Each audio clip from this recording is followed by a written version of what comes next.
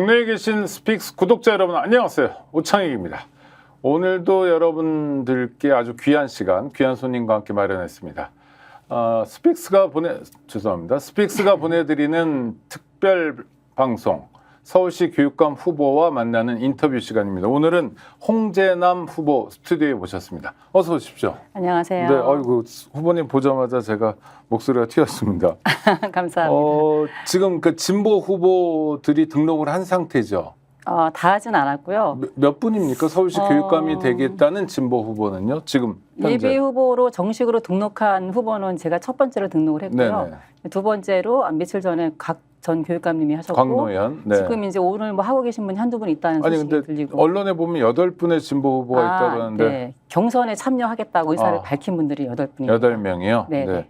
좋습니다. 그러니까 진보 교육감 후보가 지금 8명이다 하면 크게 틀리진 않은 거고요. 네. 그중에 여성은 몇 분입니까? 저 혼자입니다. 왜요? 글쎄요. 보통 반반 아닌가요? 보통 여자들이 거의 많이 안 나왔던 것 같아요. 일반적으로. 네. 유일한 여성 후보예요? 네. 야, 신기하네. 아니 진보라면서요. 그러니까요.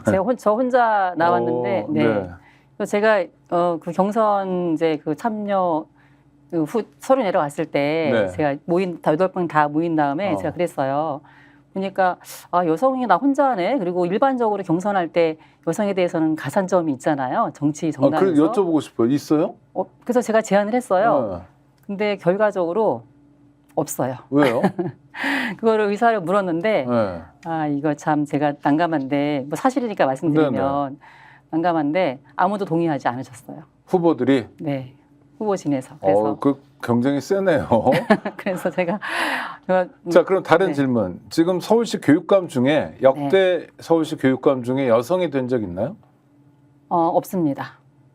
서울시장도 여성이 한 적 없죠? 네, 없습니다. 무슨 대단한 자리라고.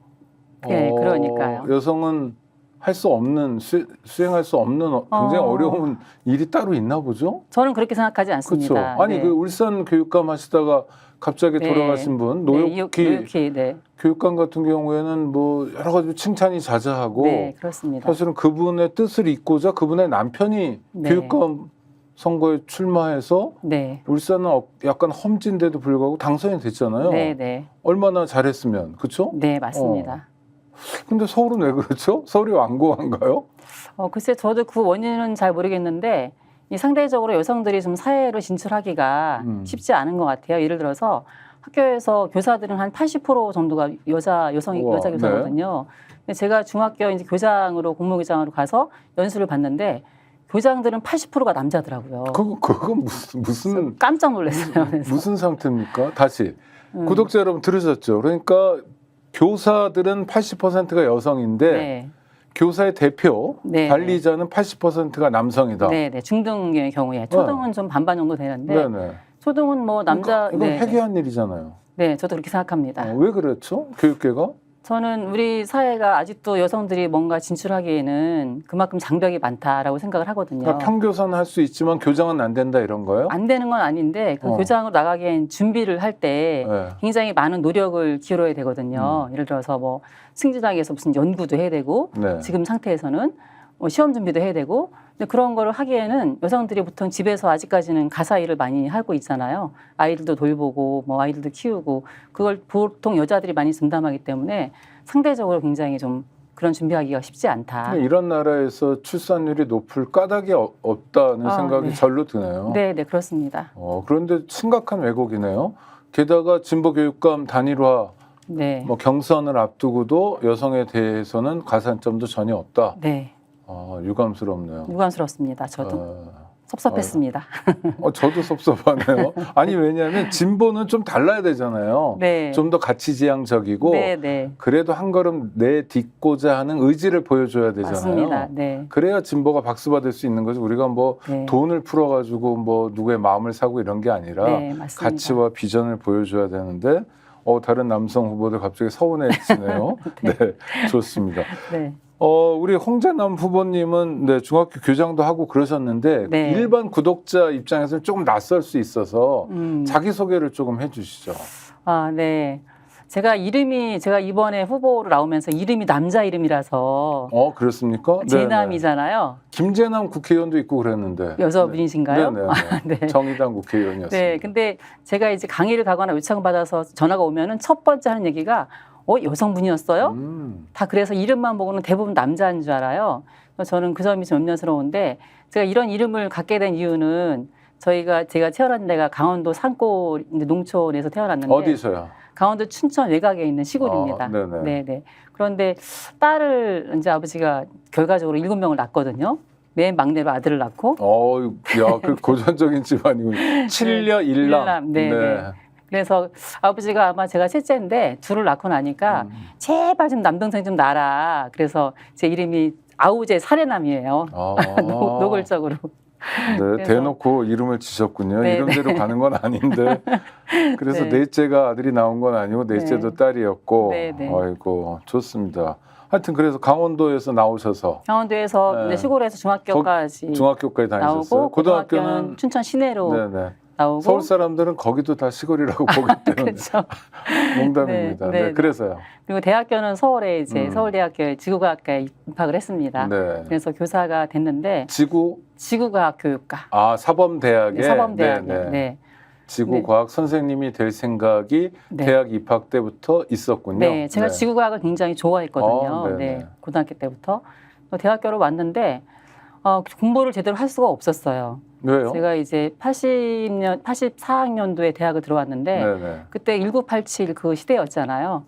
1987 영화. 학생운동도 많이 하고 전두환 정권, 파쇼 정권이었죠. 그래서 강주항쟁을 이제 진실을 겪으면서 학생운동하고 그다음에 또 선배들이 노동운동 해야 된다 그래서 노동운동 현장에 들어가서 하고 이러다 보니까 졸업이 좀 늦어졌습니다. 그래도 하셨군요. 축하드립니다. 감사합니다. 그래서 이제 대학교 졸업하고 나서 임용고시를 거쳐서 학교로 나왔고요.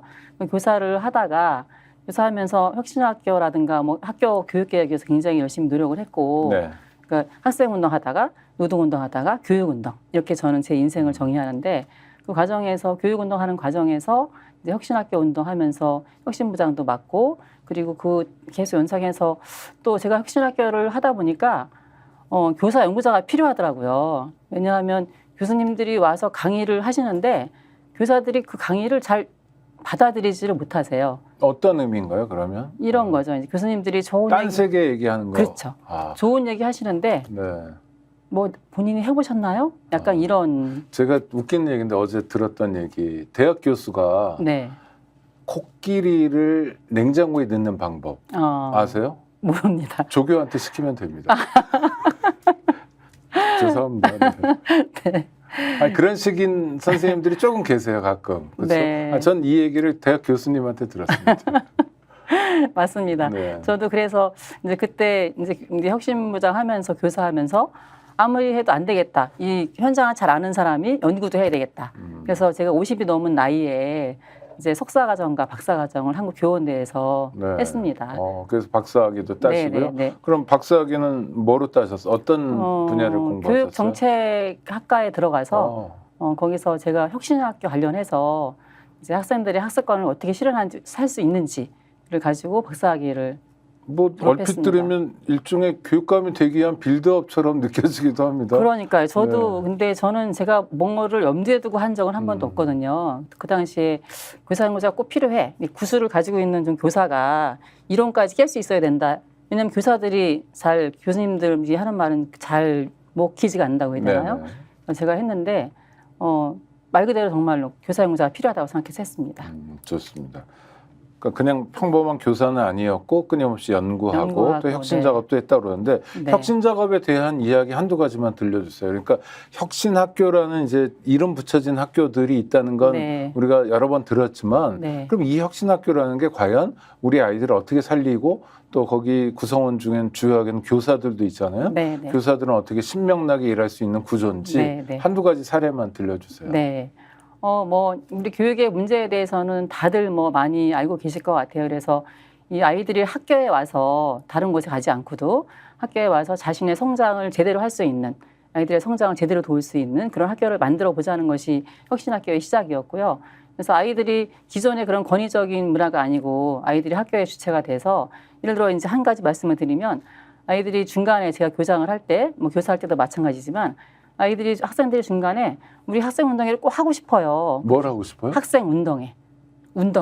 체육대회 같은 거? 체육대회 같은 거. 그런 걸 가지고 오면은 기존에는 그거를 교사들이 결정했거든요. 네네. 그런데 이제 혁신학교 하면서는 학생들이 주체가 되는 그런 학교 문화를 만들어야 된다. 그래서 그 문제를 중간에 가지고 오더라도 저희가 진지하게 이제 검토를 해서 그러자. 이거 학생들이 하고 싶어 하니까 우리가 이거를 교사들의 수업과 연결해서 학생들이 할 수 있게 도와주자. 이렇게 이제 하는 거라든가. 그런 게. 방식은 똑같은 것 같은데요? 학생들이 의견을 제시하면 네. 선생님들이 그래 뭐 해줄까? 뭐 이거는 뭐가 혁신적인지 제가 딱 와닿지 않아서. 네, 결정권이 이제 학생한테 있다고 말씀드릴 수 있는데 조금 다른 말씀을 드리면 그러면 더 다가가는 말씀은 네네. 학생들이 학교에서 동아리를 구성하잖아요. 학생 네. 동아리를 구성하는데 동아리를 보통은 교사들이 동아리를 구성을 해요. 그리고 이제 아이들을 연극반이다, 뭐 음악반이다, 이렇게 뭐 영화반이다 구성을 해서 아이들은 막 가위바위보 해서 이제 가위바위보 지면은 이제 하기 싫어도 그곳으로 가야 되거든요. 네네. 그런데 제가 교장하면서 아이들의 주체가 되는 학교를 만들자. 그래서 뭘 제안했냐면 학생들의 동아리를 다 구성한다. 교사들은 가서 도와준 역할을 한다. 그래서 아이들이 쭉 그 동아리를 만들었어요. 본인들이 아이들 친구들끼리 만나서 동아리 제안하고 계획서 세우고 그리고 그걸 구성을 해서 다 이제 포스터 붙인 다음에 학생들 모집하고 그리고 운영 계획까지 다 세우고 예산 계획도 세우고 그렇게 해서 교사들은 도와주는 역할을 했습니다. 재밌네요. 보통은 중학생 같은 아이들이 그런 걸 어떻게 해? 라는 생각을 하게 되잖아요. 네. 다 해내던가요? 다 해냅니다. 저는 왜 그런 얘기가 있잖아요. 어린이가 아니라 어린아이다. 사실은 이 어린이라고 우리가 학생이라고 하지만 자기들의 인생을 다 꾸리고 있는 아이들이잖아요. 제가 깜짝 놀랄 때가 많아요. 아이들이랑 이야기하다 보면은 이 아이가 이런 생각을 해? 그러니까 학생들한테 저희가 기회를 안 줘서 그렇지 그 학생들은 자기를 발현할 수 있는 충분한 이 마음속에 그런 씨앗과 역량을 가지고 있다고 생각하거든요. 근데 그것이 어떻게 발현될 수 있도록 예를 들어 씨앗이 이제 싹을 틔울 때 알맞은 그 온도와 그다음에 공기와 물이 필요하듯이 햇빛도 필요하고 그런 여건을 학교가 만들어준다면 학생들은 뭐든지 해낼 수 있다고 생각합니다. 주로 학생들이 만들고 싶어하는 동아리는 어떤 것들이 있나요? 다양한데요. 자기의 이 성향에 따라서 어떤 아이들은 밴드 같은 것도 하고 싶어하고 실제로 그럼 밴드가 만들어졌어요? 네, 만들어집니다. 네. 그리고 어떤 아이들은 게임을 하고 싶어하더라고요. 요즘 e스포츠라고 하잖아요. 네네. 그래서 e스포츠도 요즘 e스포츠로 공식적으로 인정하니까 그 반도 만들고 어떤 아이들은 수학반도 만들었어요. 나는 수학이 좋아. 그래서 수학반도 만들고. e스포츠 같은 경우는 이해 못하는 학부형 입장에서는 학교 가서도 게임을 하냐 이럴 수도 있는데 맞습니다. 혁신학교에서는 이것도 이제 소위 양지로 나오게 하는 거군요. 네, 그렇습니다. 또 지도교사가 계시니까 지도교사가 이제 학생들이 계획서를 세워왔을 때 이 계획서가 정말 문제가 없는지 어른이잖아요. 저희가 먼저 인생을 산 선배로서 그런 걸 검토를 해주죠. 좋습니다. 교육감 지금 나오셨는데 왜 교육감이 되려고 하셔요? 이게 주변 사람들이 저한테 그렇게 말하지 말라 그러는데 사실 저는 권력력이 그렇게 많은 사람은 아니거든요. 그냥 그때그때 가장 필요한 실천들을 제가 인생 모토로 삼고 있는 게 지행합일입니다. 지행합일. 네. 언어와 이제 말과 행동이 일치해야 된다. 늘 그런 삶을 살아왔거든요. 제가 피곤한데 그렇게 살면. 피곤합니다. 저희 남편도 고생합니다. 그래서 2월 말에 이제 명예퇴직을 했어요. 교육청에서. 명예퇴직한 이유도 사실은 지행합일 때문에 명예퇴직을 한 겁니다. 그리고 나와서 책을 열심히 다른 방법으로 좀 일을 좀 적극적으로 해보려고 나왔는데 교육감 선거가 갑자기 생겼잖아요. 갑자기 생겼는데 제가 오늘 나온 이 후보들 7분 다 제가 존경하는 분들이거든요. 열심히 하시는 분들이고 각자의 자리에서. 그런데 과연 서울 교육을 이끌 수 있는 적임자인가? 그런 생각이 들었어요. 그 측면에서는 이분들이 다른 곳에서는 전문가이고 열심히 하시는 분들이지만 이 지금 갑자기 생겨난 이 위기의 서울 교육을 잘 계승해서 잇고 그리고 발전시킬 수 있을 것인가. 그런 측면에서 저는 염려가 되었고요. 그래서 그런 측면에서 제가 가장 잘 할 수 있는 적임자이다라고 생각을 했습니다. 왜 적임자인지. 그러니까 선생님 말씀은 이제 이어야 되고 또 네. 계승도 있고 발전도 있고 네. 두 가지 역할이 있고 또 임기는 짧잖아요. 네. 네. 네. 왜 선생님이 우리 홍재남 후보님이 적임자인지. 저는 10년 동안 조희연 교육감님과 쭉 같이 해왔거든요. 뭐든지 다. 이제 2011년 혁신학교 시작하고 나서 조희연 교육감님이 지금까지 10년 동안 하셨는데 혁신학교 운영도 계속 같이 했고 그리고 그다음에 또 교장으로서 또 학교 전체를 운영을 했고 마찬가지로 그때도 혁신학교였었고요. 그래서 그 과정에서 현장의 문제를 가장 잘 알고 있습니다. 저는 한 번도 학교 현장을 떠난 적이 없거든요. 늘 학교에서 실천했거든요. 공부할 때 잠깐 논문 쓰느라고 휴직한 거 빼고는 대학원 공부할 때. 그래서 학교 현장을 가장 잘 이해하고 있고 현재 학교에서 무슨 일이 벌어지고 있고 이 문제를 어떻게 해결해야 되는지 제가 직접 해결한 경험이 있고 혁신학교 할 때는 학교를 교사들이 업무에 집중할 수 교육에 집중할 수 있도록 이 학교 시스템을 완전히 전면적으로 바꾼 제가 이제 이끈 당사자이기도 하고 네. 혁신부장이었으니까 네. 그래서 학교 현장을 가장 잘 알고 있다는 거 첫 번째. 두 번째는 사실 이 교육감이란 자리가 뭐 혁신학교 학교만 잘한다고 되는 자리는 아니잖아요. 무엇보다 전망도 알아야 되고 어떻게 우리 교육에 나가야 될지를 알아야 되는 자리이기도 한데 저는 교육정책학과에서 이제 박사학위를 받으면서 굉장히 많은 연구를 수행을 했거든요. 그래서 우리 교육의 문제가 무엇이고 어떻게 가야 되는지 그 관점에서는 저는 누구보다 학교 현장을 잘 알고 있는 전문가로서 누구보다 실제적인 대안을 제시할 수 있다라는 자신감이 있고요. 또 한 가지는 굉장히 거대한 이 행정 조직을 이끄는 자리거든요. 이 교육감이라는 자리는. 예산도 많고 또 돌봐야 될 학생도 네. 많고. 네. 네. 그런데 그런 행정 경험이 없는 사람이 갑자기 와서 이걸 할 수 있나. 아까 뭐 교수님 말씀하셨지만 이제 교수님들은 뭐 어제 누구 만났는데 프리랜서라고 말도 하던데 그런 개인이 혼자 연구하는 그런 위치가 아니고 저는 교장으로서 4년의 행정 경험이 있고 그리고 또 장학관 하면서 또 이제 교육청에 와서 전체 교육행 시스템을 다 파악을 하고 있거든요. 그래서 제가 이렇게 말씀드려요. 저는 10월 16일 날 선거가 하고 나면 10월 17일부터 바로 업무를 시작해야 되잖아요. 그렇죠. 저는 특별하게 별도의 브리핑 필요 없다.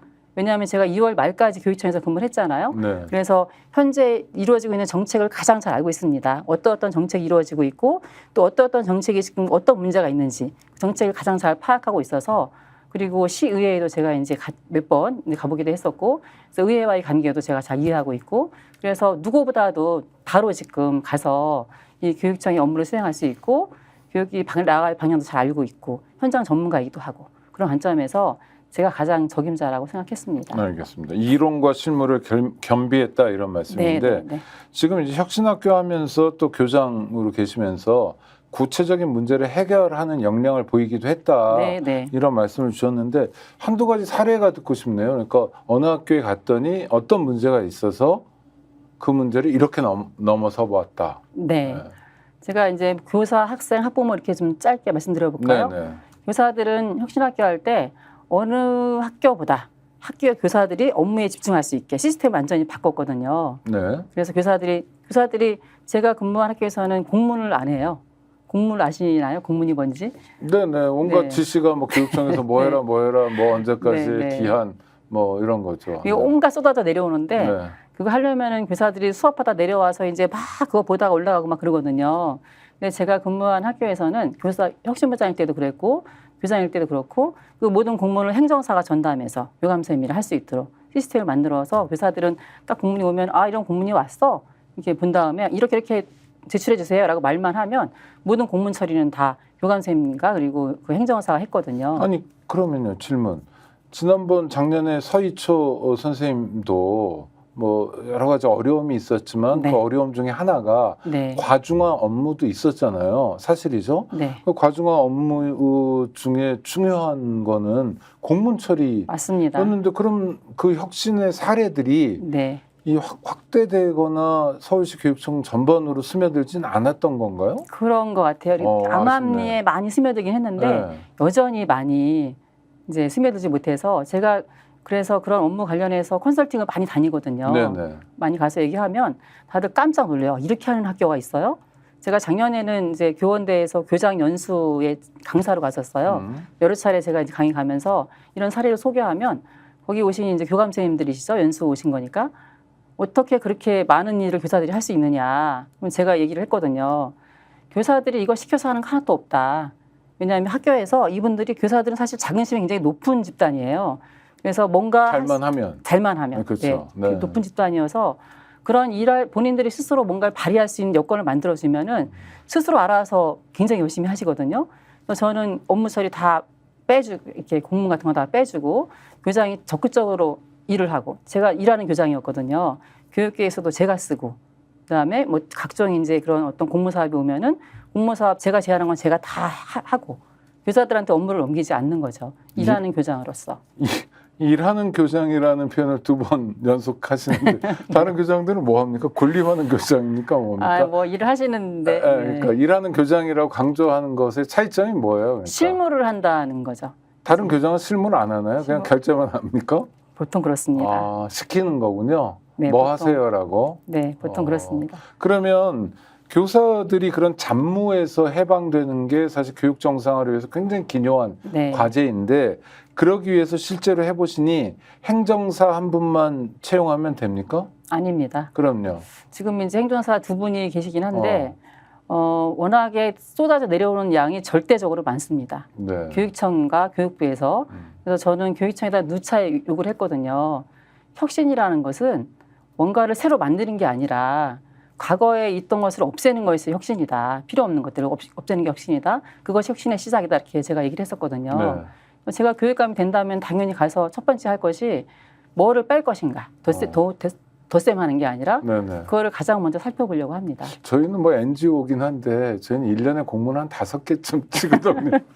별로 그러니까 사실은 생각해 보면 별로 필요 없는 것도 굉장히 많을 텐데요. 교육 현장에 뭐 확인하라든지 그러니까 국가적으로 하는 게 옛날에 전체주의 문화가 좀 남아서 코로나 하나 하면 코로나 관련 공문들이 10개, 20개 이런 거죠. 그러니까 자꾸 일을 만들어내고 거기에 매달려 있는 사람들이 굉장히 많고.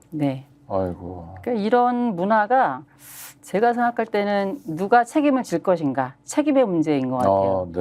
예를 들어서 이제 핀란드 같은 경우는 물건을 사려면 가서 담당자한테 이거 사주세요 하면 끝이거든요. 그런데 우리는 그 물건 사려면 막 그걸 기한을 해야 돼요. 에듀파인이라 그러는데 물건 기한을 하고 그리고 또 물건이 오면은 검수도 해야 되고. 왜냐하면 이거를 아무 책임질 때 너가 이거 시킨 거 맞아? 나중에 이걸 증명해야 되거든요. 증명하려면 공문으로 남겨야 되는 거야. 이거를. 그러니까 교사들은 다 그렇게 부패 집단입니까? 뭐 증명까지 하라고 그래요? 그러니까 불신 행정이죠? 불신이죠. 네네. 그 큰 돈도 안 쓸 것 같은데요. 교육 현장에서 물건 사봤자 뭐 얼마 안 될 것 같은데. 맞습니다. 네. 근데 뭐 100원이라도 저희가 기한을 해야 되기 때문에. 그럼 100원 때문에 이러고 있는 교사는 자괴감을 느낄 거 아닙니까? 맞습니다. 그다음에 지금 당장 자기 반의 학생이 선생님 잠깐 얘기 좀 해요. 그런데 미안한데 잠깐 요거 공문 좀 이런 게 매일처럼 반복될 거 아니에요. 네. 어떻게 그렇게 잘하세요? 잘 모르는데 선생님 말씀을 듣다 보니 그냥 절로 그려지는 거예요. 마음은 저기 가 있고 내가 저기 위험해 보이는데 그래도 나는 그냥 기능인으로서 이거 100원짜리 해가지고 기한서를 쓰고 있다면 이건 망조네요. 맞습니다. 그래서 교사들이 교단을 떠나는군요. 네네네. 아까 말씀하신 자괴감이 딱 맞는 표현입니다. 내가 행정사인가 교육자인가 그런 얘기들을 많이 하시거든요. 행정사를 겸하는 건 아니지만. 그렇죠. 물론 나의 전담 업무가 그렇죠. 행정 업무인가 아니면 교육인가 이런 이제 고민들을 많이 하시는데 제가 박사학위 논문을 쓸 때 이제 여러 학생들 인터뷰를 했거든요. 인터뷰했는데 그때 제가 너무 마음이 아프고 막 눈물이 나왔었어요. 어떤 장면이었냐면 지금 갑자기 웃어도 돼요. 마음이 있다는 건 되게 중요한. 마음이 울컥하려고 그러는데 학생들이 그러는 거예요. 선생님을 만나서 고민을 나누려고 갔대요. 갔는데 선생님이 컴퓨터에 눈을 못 떼고 말씀하신 딱 그거예요. 눈을 못 떼고 막 이러고 있으니까 선생님 이렇게 불렀다가 너무 선생님 바쁘신 것 같아. 그리고 뒤돌아서 온다는 거예요. 선생님도 얼마나 바쁘실까 그 얘기를 하고 아이들 스스로가 선생님은 자괴감을 느낄 것 같다. 그런 표현을 아이들도 써요. 그거 보고 너무 마음이 아프고 우리가 학교에서 아이들한테 뭘 해주고 있나 그리고 왜 이런 문화가 되었나 그런 생각이 들었었거든요. 아이들이 선생님을 걱정하는 세상이 됐군요. 네. 완전 거꾸로네요. 서울시 교육감 선거 얘기 잠깐만 해보면 여론조사를 벌써 했더라고요. 그랬더라고요. 그런데 아니 저는 좀 희한한 게 네. 진보 교육감 후보들 여러 분인데 네. 사실은 이름들 잘 모르실 텐데 서울 시민 입장에서 네, 네. 우리 홍재남 후보가 3등을 하셨어요. 저도 깜짝 놀랐습니다. 그거 굉장히 잘하신 것 같은데요. 왜냐하면 1등이 광노현 후보라고 네. 서울시 교육감을 지내셨던 분이고 네, 네. 지금 언론에 하여튼 뭐 좋은 의미든 어떻든 간에 계속 나오는 분, 언론 네. 노출이 많으니까 상당히 퍼센테이지가 나올 가능성이 있었고 2등한 후보는 정근식 후보라고 네. 문재인 정부에서 장관을 지냈잖아요. 진실화해위원회 위원장을 하셨으니까. 네, 네. 그러니까 뭐 그런데 어떻게 3등을 하셨죠? 글쎄 저도 무슨 조직이 있으세요? 조직 없어요 전혀. 네. 그냥 아까 말씀드렸지만 전교조 조합원 이런 거는 그냥 조합원은 늘 하는 거. 평조합원으로 네, 뭐 간부는 못 해보셨고. 간부는 안 했고 그냥 학교에서 뭐 분회장 정도 이렇게 하는. 그리고 제가 과학교사니까 네. 과학 분과 활동을 열심히 했거든요. 과학교사부님도 열심히 하고 그 정도. 근데 그거 가지고 그렇게 표가 안 나올 텐데요. 네. 저도 이 원인이 뭘까 좀 궁금한데 생각해봤어요. 제가 어쨌든 되게 열심히 그동안에 학교에서 실천을 해서 사실 저를 검색해 볼 시간은 없으셨을 것 같긴 한데 언론에 보면은 저에 대한 기사가 꽤 있어요. 교사하고 뭐 교장하고 그럴 때 학교를 많이 바꿨기 때문에 다 오늘 말씀드리기 어려울 수 있을지 모르지만 학교를 많이 바꿨거든요. 교사일 때부터 마을과도 함께 많이 했고 또 아이들의 공간도 이제 만들었고 굉장히 다양한 변화를 시켰는데 그래서 언론에 노출이 됐나 싶은데 그건 너무 몰랐을 것 같고 제 생각에는 저의 이제 직함이 남부교육청에 교육지원국장 했다는 거 그리고 오류중학교 이렇게 2개 가지고 했다 그러더라고요. 네네. 대표 직함으로 2개씩 넣어가지고 제 생각에는 이제는 좀 현장을 잘 알고 있는 현장 전문가. 교장도 해보고 교육청에 실무 행정도 해본 사람이니 그리고 남자인지 여자인지도 헷갈려서 그러니까요. 여성표가 온 것 같지도 않고. 그러니까요. 네. 이거 네, 시작이 좋네요. 네, 감사합니다. 과학교사시니까 사실 저희도 학교 다닐 때 보면은 뭐 어떤 거는 그냥 통째로 잊어버리거나 포기하거나 그냥 대충 중요하지 않은 거로 넘어가는데 지금 가을입니까 여름입니까 지금? 그러게요. 심각하죠. 오늘 34도라고 그러고 뭐 밤에도 열기가 식지 않고 다시 열대야가 시작됐고 추석 때도 기온이 30도 넘을 거라고 그러는데 예전에 8월 중순마들은 열흘만 있으면 폭염이 끝날 거야 하는데 지금 한 달째인데요. 이거 아이들하고 고민해야 되고 교과에 반영돼야 되는 거죠. 당연합니다. 이런 교육들은 어떻게 하셔요? 저는 과학교사니까 굉장히 그 부분은 좀 철저한 의식을 가지고 있습니다. 그래서 교장할 때도 그랬고 교사할 때도 그랬고 굉장히 중시 여기는데요. 학생들이 이래요. 그러니까 이게 기후가 중요하고 이걸 우리가 뭐 저거 해야 돼 이렇게 말은 하는데 실제 행동하고는 잘 일치가 안 되거든요. 그러니까 먼저 이제는 실천적으로 할 수 있도록 모든 걸 점검을 해서 그렇게 가야 되는데 대표적인 게 에어컨 사용 같은 거거든요. 학교에 있으면은 간절기가 없어요. 그러니까 아이들이 제가 교장하면서 아이들의 얘기를 대부분 다 들어주고 수용했는데 한 가지 제가 조금 이제 저에게 지금 소신을 내세운 게 뭐였냐면은 에어컨과 실외 난방 쓰는 문제였는데 난방을 딱 끄고 나면은 그 다음날 바로 에어컨을 켜거든요. 근데 사실 이게 온도가 다 다르기 때문에 그렇게 안 해도 되거든요. 간절기 옷을 좀 하나 준비해서 더운 애들은 벗고 있으면 되고 추운 애들은 약간 입고 있으면 되는데 이제 그런 실천적인 문제부터 시작해서 그리고 이 기후 문제의 심각성이 무엇인가에 대해서 각 교과마다 심각하게 이걸 녹여서 이제 수업을 해야 됩니다. 교육과정에 녹여서.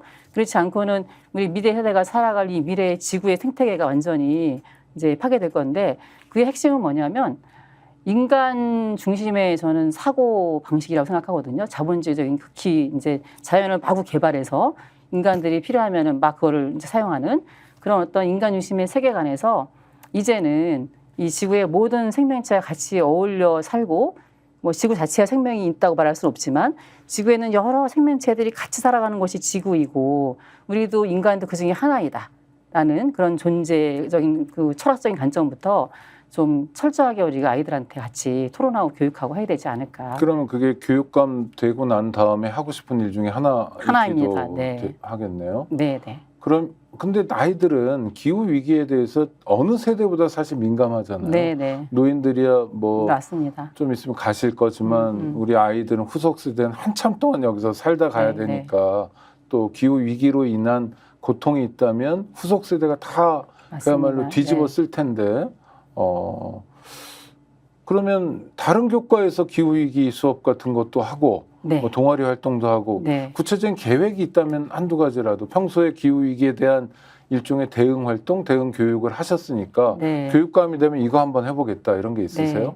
네. 이제는 아이들이 행동으로 나서고 있거든요. 네. 뭐 얼마 전에 재판도 아이들이 이제 걸었잖아요. 이게 네, 헌법재판소. 헌법재판소에다가 네, 네. 그래서 이제 긍정적인 결과를 얻었고 네. 그러니까 학생들이 이게 기후 문제랑 자신들의 삶이 어떤 관계가 있는지를 사실 심각하게 느끼고 있어요. 아이들도요. 그 심각한 것을 어떻게 행동으로 고쳐나갈지를 소소한 것부터 시작해서 실천적으로 할 수 있도록 예를 들어서 모든 교과에 녹여내야 되는 거죠. 뭐 과학 교과에서는 이제 관련된 이제 교육을 한다고 하면 그 문제 가지고 뭐 국어과는 글쓰기를 할 수도 있고 그다음에 뭐 미술이나 음악, 미술 같은 경우는 그림을 그릴 수 있고 그래서 통합 수업을 할 수 있거든요. 그래서 이 기후 문제 이런 어떤 생태계 문제를 지구의 생태계적 관점에서 같이 이건 철학적인 문제라고 생각하거든요.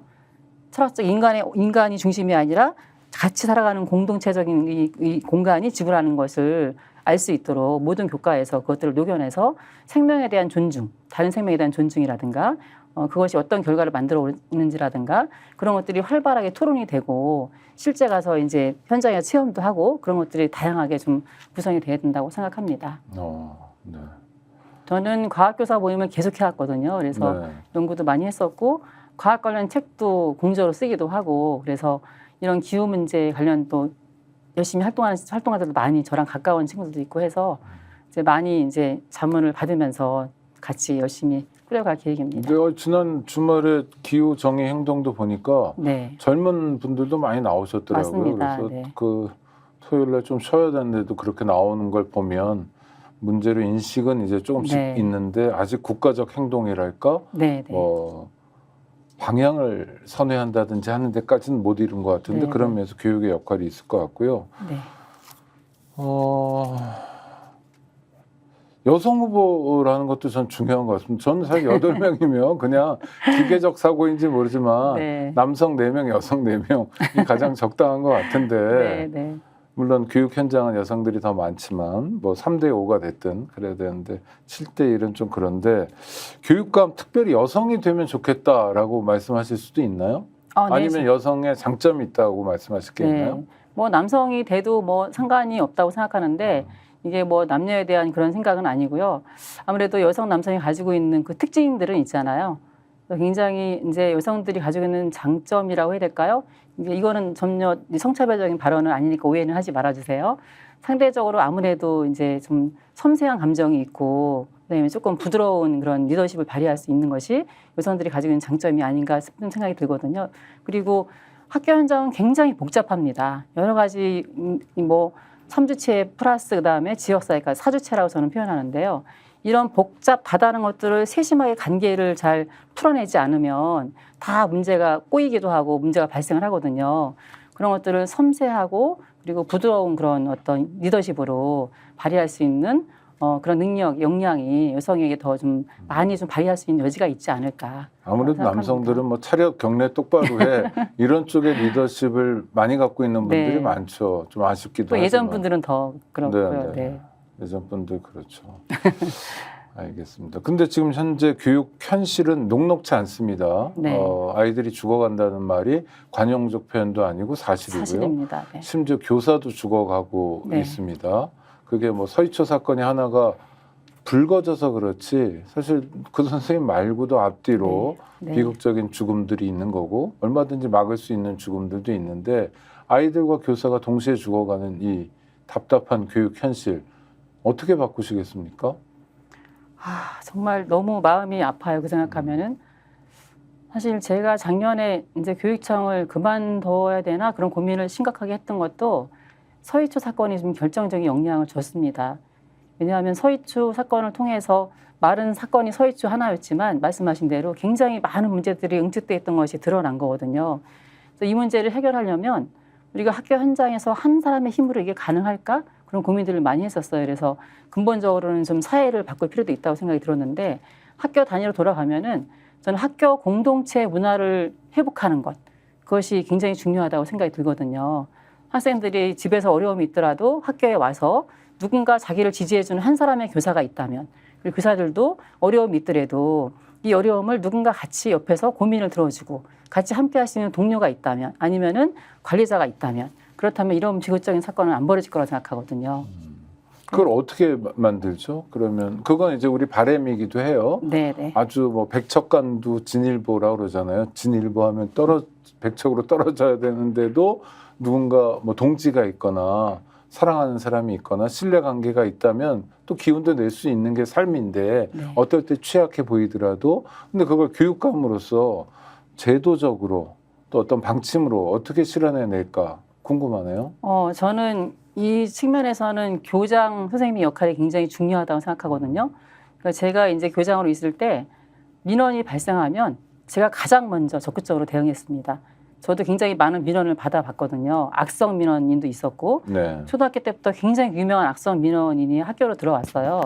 그래서 이제 들어올 때 미리 저희가 그걸 학생입니까? 학부형입니까? 학생이 이제 학부모가 민원인이었죠. 학생이 계속 문제를 별것도 아닌데 애들하고 투닥투닥 싸우면은 그거를 애들 살다 보면 그럴 수 있는데 그걸 폭력으로 걸고 막 이런 학폭으로 걸고 그래서 초등학교 때부터 너무 유명해서 그 담임교사가 명퇴를 하고 막 그랬어요. 그 소식을 저희가 이제 지역이니까 듣잖아요. 네네네. 듣고서 미리 저희가 회의를 했습니다. 회의에서 이런 학생이 이제 들어오는데 학부모가 들어오는 거죠. 사실 아이가 한 명 들어오는 거는 혼자 들어오는 게 아니거든요. 그 뒤에 부모도 계시고 그렇죠. 가족이 있어서 네. 같이 들어오는 거거든요. 이 문제를 같이 인식을 하고 어떻게 해결할 것인가 같이 고민도 나누고 선생님들끼리 나누고 그래서 미리 대응책을 나름대로 이제 고민했었고 실제 들어와서 문제가 실제 생겼어요. 그래서 저희가 그 담임교사한테 적극적으로 지원해주고 예를 들어 전화를 그 학부모가 매일 전화해서 안 끊으면 30분까지만 하고 전화 받지 마세요. 저희가 끊어줬어요. 이 선생님 바쁩니다. 저희가 전화를 끊어주고. 30분도 사실 긴데요. 길죠. 네. 그리고 이제 이분 어떻게든 끊어줬다. 네. 그리고 적극적으로 관리자들이 그 역할을 한 거죠. 네네. 제가 그렇게 하자고 얘기를 했고 그리고 실제 와서 민원을 막 대응할 때 선생님들은 막 따라다니거든요. 그럼 제가 교문에서 이분 오면은 지금 요새 이제 들어올 때 뭐 체크하라고 하잖아요. 네네. 그건 사실 당연한 얘기거든요. 외부인이 학교로 들어오면은 들어올 그렇죠. 때 안전 문제도 있으니까. 안전 문제도 있고 하니까 저는 철저하게 그 부분을 했었거든요. 미리 해서 연락해서 이분이 약속이 됐는지 확인한 다음에 들여보내라라고 했고 실제 그러면 들어와서 불시에 들어오는 건 불가능해지네요. 그렇죠. 네네. 그럼 그만큼 또 교사는 안전해질 수 네네 있고. 안전해지고 그리고 문제가 발생하면 제가 먼저 저랑 얘기 좀 하시죠. 데리고 모시고 내려와서 제가 얘기하거든요. 그러면 굉장히 장점이 많아요. 선생님들은 안심하고 수업에 몰입할 수 있고 이분은 또 교장이랑 대응하게 되면은 미리 빨리 해결되거든요. 더 깊어지기 전에. 그리고 교장 만나면서 교장 선생님 폼도 나잖아요. 사실 내가 지금 담임 만나고 온 게 아니라 뭐 영화에 보면 느그 서장도 목욕도 같이 하고 뭐 그러는데 교장 만나면 네. 근데 그러니까 일하는 교장이라는 다섯 음절 말 속에 여러 가지가 들어있네요. 네. 일하는 교육감이 된다면 해결할 수 있는 게 훨씬 더 많을 거다. 네. 단일화가 지금 되고 있는데 막 아직 잘 안 되고 뭐 이런 얘기도 들리고 그래요. 하여튼 뭐 잘 되겠죠. 돼야죠. 네, 돼야죠도 있는데 나오신 분이 8분인데 연세들은 보통 어떻게 되세요?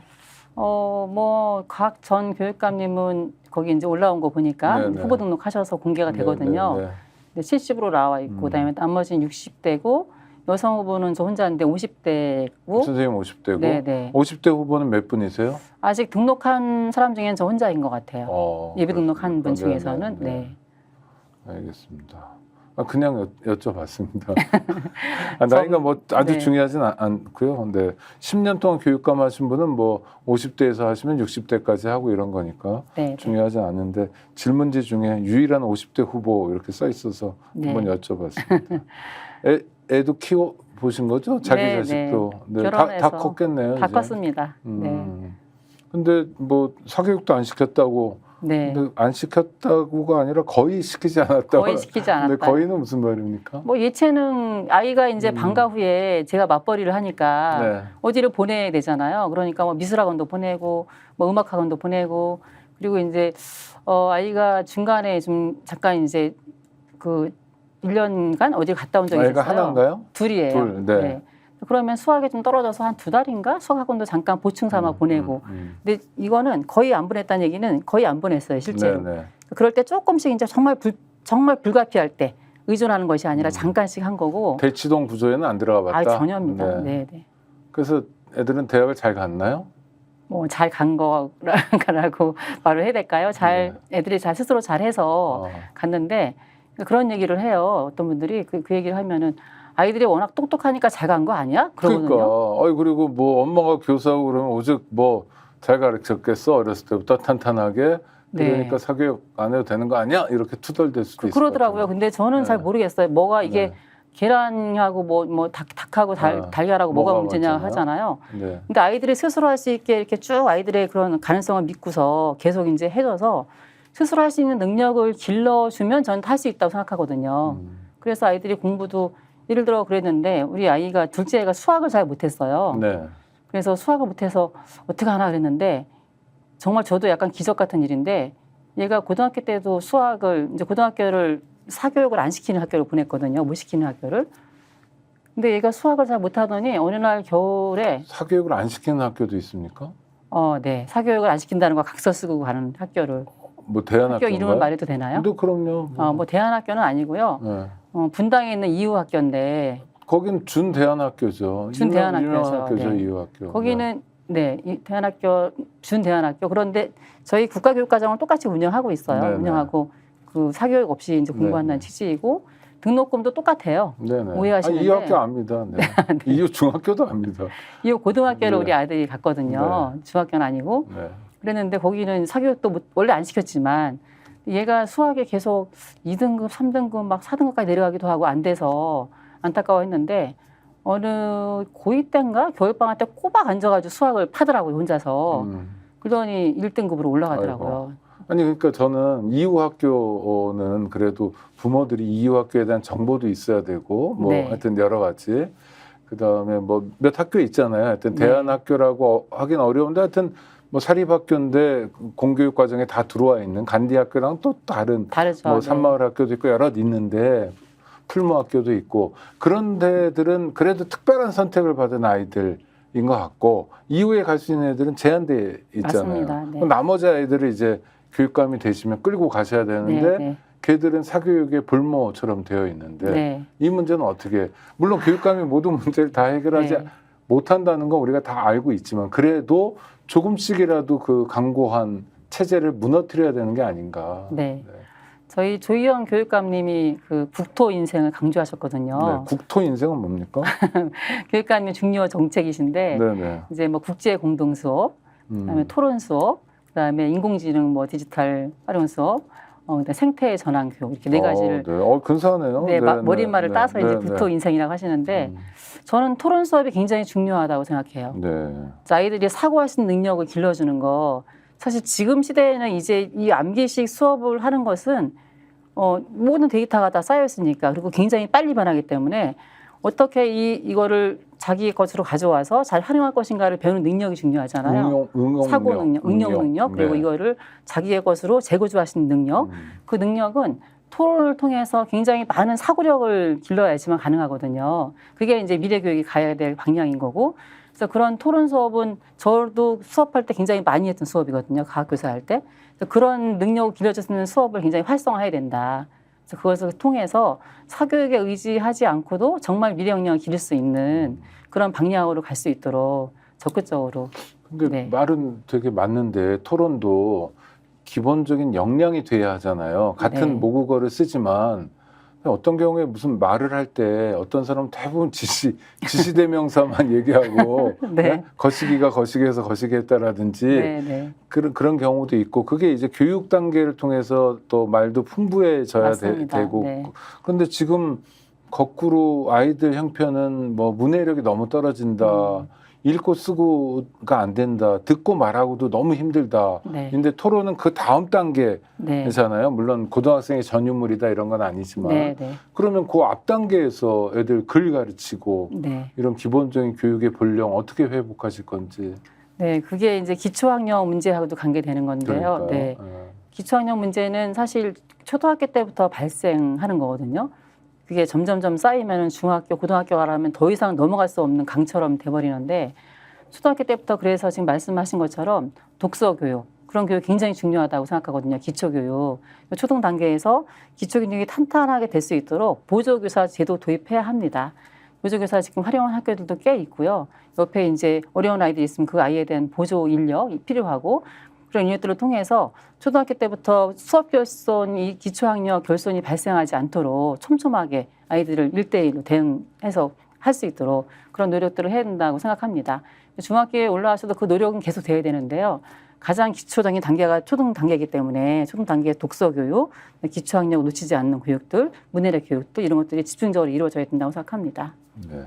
그러고 그러면 국토 인생에서 토론 수업을 적극적으로 하겠다 이런 거는 주의원 교육감의 정책을 계승하는 거고 네. 그거 말고 주의원식 혁신 교육이랄까 이런 거 말고 네. 우리 홍제남식 뭐 이를테면 서울교육 비전을 하나라도 좀 제시해 주신다면 네. 뭐 길지 않은 시간이지만 요거 하나는 확실하게 해서 서울교육이 바뀌었다는 걸 확실히 보여주겠다. 뭐 이런 게 있다면 뭐가 있을까요?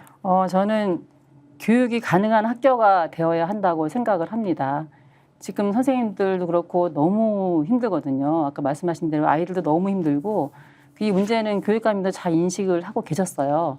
그런데 교육감님이 이렇게 표현하셨어요. 축이 있으면은 변화가 될 때 이쪽으로 쭉 가게 되잖아요. 그러면 이게 반작용으로 이렇게 오는 과정인 거죠. 그러니까 교육감님의 가장 큰 성과는 뭐냐면 10년간의 성과는 학교를 수평적이고 민주적인 문화로 만드셨어요. 그건 확실합니다. 폭력도 사라졌고 그리고 굉장히 교사들하고 관리자들 관계도 예전보다 굉장히 많이 수평적으로 됐어요. 특히 서울은 그렇거든요. 그런데 이게 그리고 학부모들도 굉장히 교육의 주체를 많이 들어오셨죠. 그러다 보니까 이것이 조금 여기다가 이렇게 이제 간 단계라고 생각을 하는데 조희연 교육감님 얘기 많이 하셨어요. 그래서 이것이 다시 이렇게 중심을 잡는 노력을 해야 된다. 그래야지만 공동체가 회복이 되고 그래서 교육감님이 마지막에 공동체형 획가를 많이 말씀하셨거든요. 하셨는데 이제 시작 단계에서 교육감님이 그만두시게 된 것이죠. 그래서 저는 가장 핵심은 제가 할 수 있습니다. 왜냐하면 저는 그렇게 해봤거든요. 학교에서 실제로. 그래서 학교가 교사들은 수업에 집중할 수 있고 연구에 집중할 수 있고 아이들은 교육의 자기의 주체로 설 수 있고 그리고 학부모라든가 지역사회는 교육의 동반자로 함께 할 수 있는 그것을 내용적으로 촘촘하게 살피면서 제가 채워갈 수 있도록 하는 것이 남은 임기 길지 않잖아요. 1년 8개월 정도 남았는데 그동안에 그 부분을 중점적으로 해서 학교가 정말 함께 어울려서 지내는 지역의 공동체 중심이 될 수 있도록 그런 문화를 만들 수 있는 시스템을 구축하도록 최선을 다해서 노력하려고 합니다. 좋습니다. 교육감 선거이기 때문에 뭐 정치적으로는 뭐 중립적인 지형에서 벌어지지만 그래도 투표에 참여하시는 분은 서울 시민들, 유권자들이고 또 서울 시민들, 대한민국 국민들이 많이 생각하는 게 윤석열 정권이잖아요. 뭐 80%가 분명한 입장을 가지고 있고 윤석열 정권 심판이라든지 아니면 최소한 윤석열 교육에 대한 심판이라든지 이런 의미가 아마 표심을 통해 드러날 것 같아요. 그래서 여론조사에서도 보수보다는 진보라고 스스로 얘기하는 유권자들이 많았던 것 같고요. 이런 측면에서 역할이 있다면 어떤 게 있으실까요? 역할이라면은 교육감의 역할을 아니 그러니까 선생님이 교육감이 되시면 윤석열 정권에서 하려는 어떤 교육 정책에 대해서 어떤 입장을 가지고 어떻게 일해 보겠다. 저는 윤석열 정권이 학생들의 그런 어떤 자율성과 자발성을 전혀 인정하지 않고 있다고 생각합니다. 이 아이들을 무슨 지난번에 조전혁 이제 뭐 하면서 아이들을 시험을 통해서 막 이렇게 해서 공부를 시키겠다고 하는데 우리 아이들이 잘 아시지만 성적은 굉장히 높잖아요. 이제 그 국제적인 시험에서 피사 같은 데서. 그런데 굉장히 행복감은 낮잖아요. 그거는 아이들이 공부하는 동기가 전혀 없기 때문인 거거든요. 그래서 아이들을 바라보는 학생들을 바라보는 관점이 그렇게 당근과 채찍처럼 아이들을 막 이렇게 눌러가지고 공부시켜가지고 이런 게 아니고 아이들의 자발성을 키울 수 있는 교육을 하는 것이 맞다. 이건 철학적인 관점이거든요. 그 지점에서 지금 교육부 장관을 맡고 있는 이주호 장관이 경제학자잖아요. 그리고 제가 보니까 조전혁 뭐 나온다 하는 분도 경제학 전공이더라고요. 이런 분들은 경제적인 논리로 탈법하고 인간을 잘 이해하지 못하고 있다고 생각해요. 인간에 대한 깊은 이해와 인간에 대한 믿음과 이것을 관점으로 해서 하는 것이 교육자로서 맞다. 아이들의 성장을 질적으로 올려주는 그런 관점에서 윤석열 정권이 하고 있는 이 경쟁 위주의 이런 학생들의 자발성을 무시하는 이런 교육들 그런 문화는 바꿔야 된다고 생각합니다. 알겠습니다. 마지막으로 우리 구독자 여러분 중에 서울 시민도 많고 서울 시민은 아니어도 서울 시민 친구를 가진 분들도 많을 텐데요. 내가 왜 홍재남이 왜 교육감이 돼야 되는지 짧게 한번 한 말씀 주시죠. 네. 저는 제 감히 자부합니다. 제가 지금 가장 잘 서울 교육을 이끌 수 있는 적임자라고 생각합니다. 사람을 바라볼 때 그 사람이 어떤 사람인지를 알려면 그 사람의 구호가 아니라 그 사람이 살아온 인생을 보아야 한다고 생각합니다. 저는 교육을 사랑하는, 아이들을 사랑하는 교육자로서 한 번도 학교 현장을 떠나지 않고 끊임없이 학교에서 학교 개혁과 학교의 좋은 교육을 만들기 위해서 실천해 왔습니다. 그리고 게다가 그런 학생들에 대한 사랑하는 마음만 있는 것이 아니고 실제적으로 학교를 경험하면서 바꿔본 경험이 있습니다. 또한 행정적으로도 행정 경험도 풍부하게 가지고 있고요. 그리고 연구자로서 교육 정책에 대한 여러 가지 대안을 제시할 수 있는 풍부한 관점도 가지고 있습니다. 이런 점에서 그리고 최근까지 또 2월 말까지 제가 교육청에서 일을 했기 때문에 현재 이 정책을 가장 잘 이해하고 있는 현장의 전문가이자 교육 행정가이자 그리고 교육 연구자이기도 합니다. 그래서 이 위기의 서울 교육을 가장 안정적으로 지금 계승할 수 있고 부족한 부분들을 잘 알고 있기 때문에 그거를 발전시킬 수 있는 그런 적임자라고 생각합니다. 서울 시민 여러분, 이번에 그 보궐선거는 교육감 선거밖에 없습니다. 저는 이번에야말로 여러분들이, 서울 시민 여러분들이 교육에 대해서 좀 관심을 많이 가져주셔서 우리의 미래 세대의 아이들이 좋은 교육을 받을 수 있는 그런 환경이 될 수 있도록 함께 해주시기를 부탁드립니다. 네, 고맙습니다. 구독자 여러분 잘 들으셨죠? 홍재남 후보와의 인터뷰였습니다. 스픽스가 보내드리는 특집 방송 서울시 교육감 후보 연속 인터뷰 홍재남 후보와의 인터뷰였습니다. 다음에 또 뵙겠습니다. 오늘 고생하셨습니다. 감사합니다.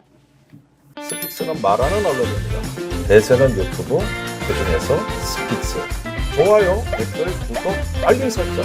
여러분이 저희를 사랑해 주시고 우리가 여러분을 사랑하는 4가지 방법입니다.